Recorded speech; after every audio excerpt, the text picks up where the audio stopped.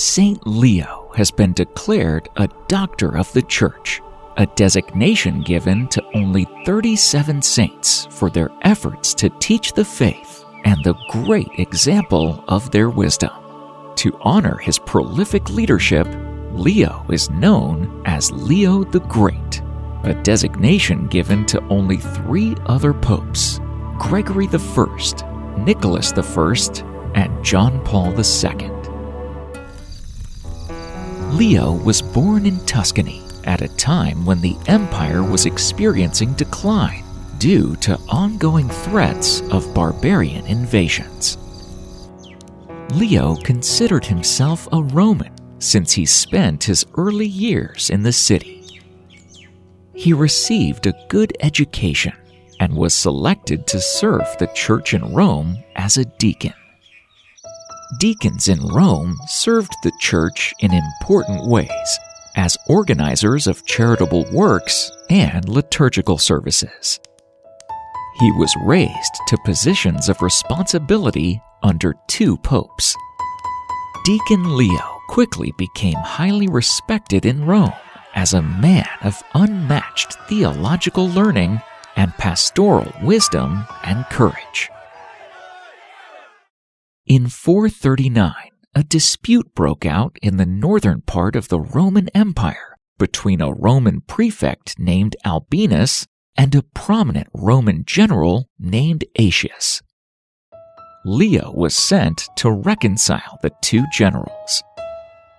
The deacon brokered peace among the parties and reached an amicable settlement.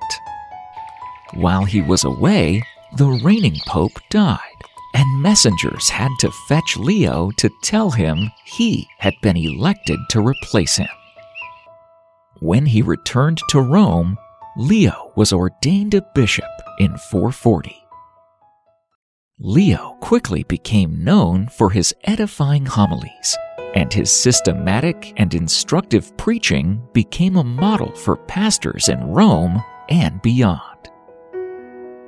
He sent letters far and wide to correct and encourage the faithful.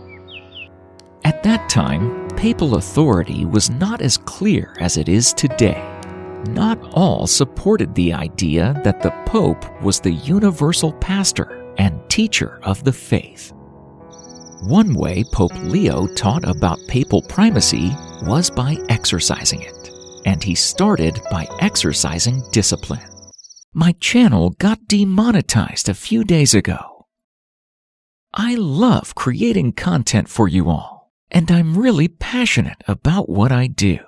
But without the support of monetization, it's becoming increasingly challenging to keep up with the costs associated with making videos.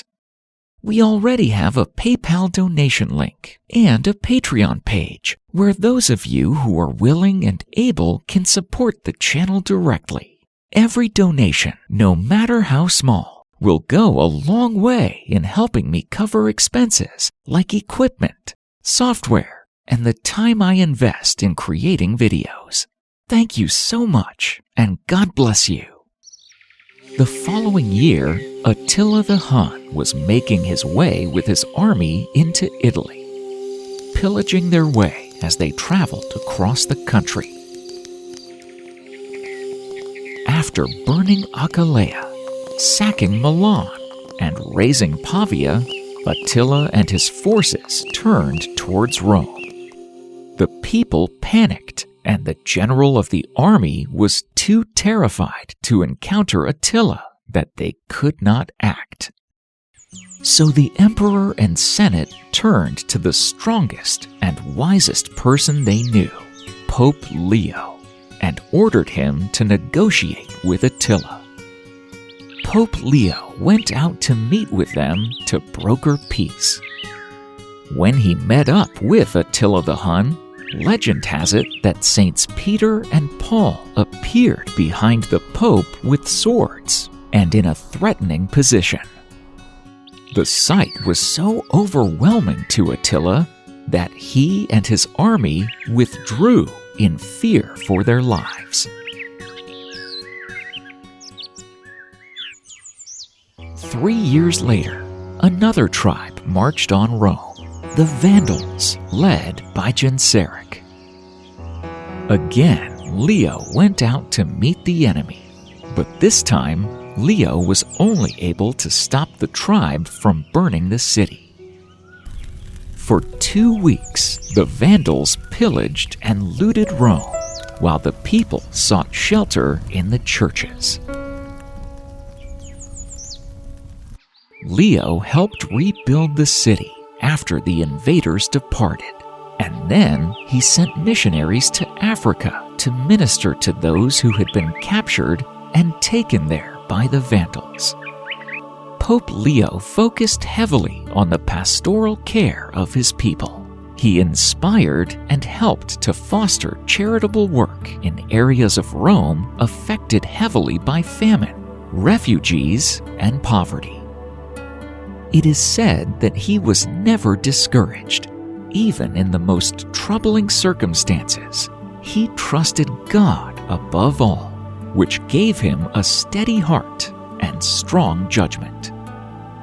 To him, being a Christian was not only about embracing the fullness of the gospel theologically, but living it out in a world filled with hurt, suffering, and needs.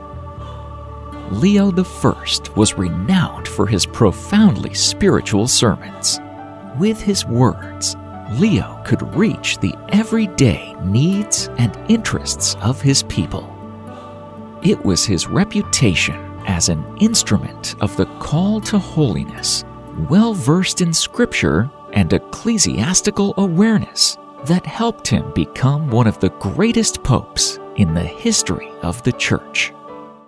As we honor Saint Leo the Great, reflect upon the fact that this one man had an enormous impact on the life of the Church. Though he is widely unknown today, his impact is still felt by the faithful, given the direction in which he steered the Church.